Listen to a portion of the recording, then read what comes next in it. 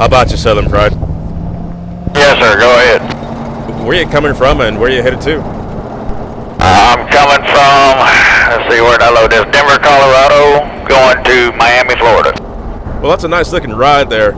What do you got under the hood? Give me the year, make, model, all the good stuff that you got running there, transmission type and also gears. It's an 01 Peterbilt. It's got a C16 cat, slightly modified, 18 speed, 308 rears, tall 24.5 rubber. 10-4. Did you happen to mention what she's putting down to the ground? I just had her on the dyno. I'm putting 821 to the ground. 10-4. Well, what you got there as far as wheelbase? Because you got a nice looking bunk there. What do you got her stretched out to? It's a 350-inch wheelbase, 160-inch sleeper. Coming from Denver, Colorado down to Miami, that's one heck of a trip. Is this the normal region that you run? We go all over the U.S. and Canada. 10-4. You say we. Break that down for me a little bit.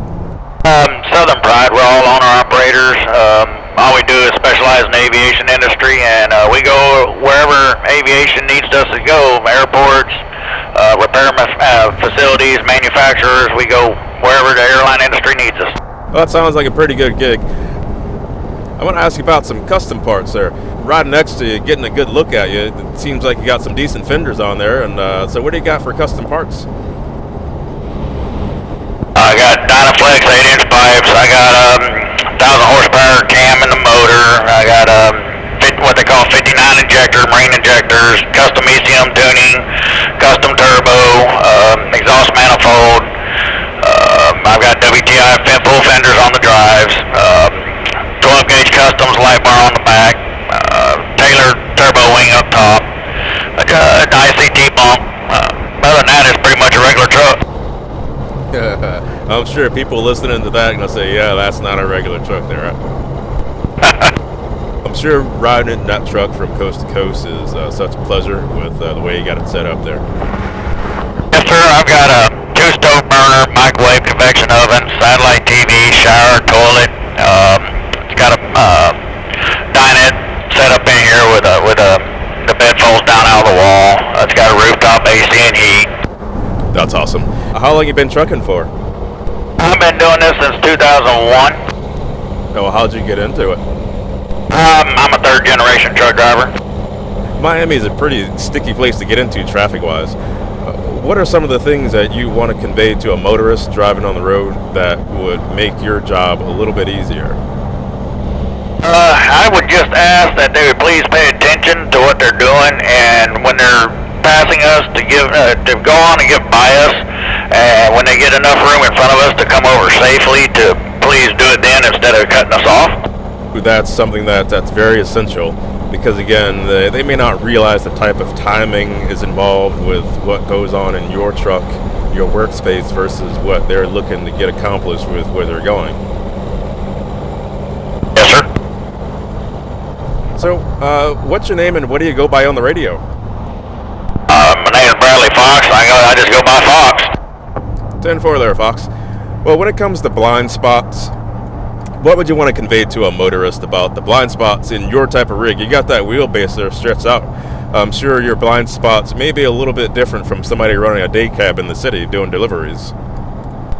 Yeah, my blind spots really don't have them unless they're right here by my cab, right where the cab and the sleeper meet. That's the only place I really have blind spots on this truck. My last truck was a regular 379 feet. I had a few blind spots, but the ones I have the most are when they're right behind me and I got a big load on and I can't see around the load, and they just sit right back there where you can't see them, and they can't see around me. If I gotta hit my brakes real hard because something happened in front of me, I'm always afraid I'm gonna get rear-ended. Fox, with running a step deck, what are some of the pros and cons that you may want to tell someone else who's thinking about running the same piece of equipment? It's pretty much common sense running.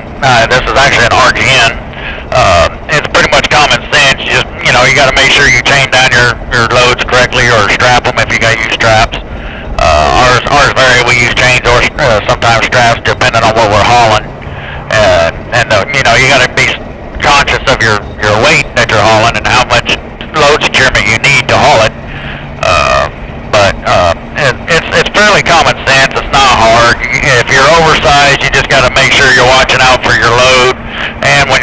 somebody or getting past, you got to make sure you're paying attention to your surroundings, and you're not veering over in somebody else's lane with oversized load and hitting them, or them veering over and hitting you. For those that might be thinking about switching equipment types, you got to be aware of that stuff. Again, getting training on that, or running alongside with someone who's got that experience, where they can share that stuff is really good information. Yeah, I'm actually getting ready to go to lease this truck on the Reliable and go haul cars with them. All right, 10-4. I caught one of their guys a couple months ago. Yes, sir. Yeah, I'm just wanting a different change of pace, and I've always wanted to work for Reliable, and they finally called and said, "Hey, you want a job? Come and get it." And I said, "Okay." Well, that's nice to hear. It's nice when you get those kind of calls, right? Yes, sir. I wanted to get some driver feedback on how you feel the Florida scales work. If there is any room for improvement, what would that be? I really don't get too bothered by them. I got some friends, they don't like the scales at all, but as long as you're legal, all your stuff's up to par, you got your equipment up to par, everything's up to DOT regulations, your logbook's legal. I find they really don't mess with you, and if they do want to check you, I have no problems. I just give them what they want and let them check me over, and go about my day. Most of the time, I get along with them quite well. Some of them got attitudes. I understand, they got some of us drivers that come there sometimes having a bad day and give them an attitude, so that makes them have an attitude. But for the most part, I find most of them, if you treat them with respect, they treat you with respect, and everything goes smoothly. Every now and then, when you're going into a scale, sometimes you got, you end up sitting on a scale, sitting behind a truck that's on the scale, and it seems like it's taking forever for them to get them off the scale. But I also know they're trying to, check his weight, or they see something wrong and trying to make a decision. They're going to pull him around back or what they're going to do. But for the most part, I think they're doing a great job. Well, that's a good deal. I'm sure that the folks that work in that sector of government, they'll be happy to hear that. You ever put that thing in any truck shows?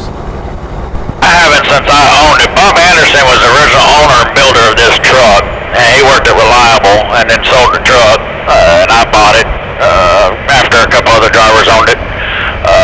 But I want to get it back to where it is, show ready, and put it in a few shows. 10-4. I know a show up the road you may want to consider, that old Guilty by Association truck show. That's the 4-State Chrome Shop Mafia show. That's the last weekend in September that show goes on. They put on one heck of a truck show. Yes, sir. I was just there talking to them about it.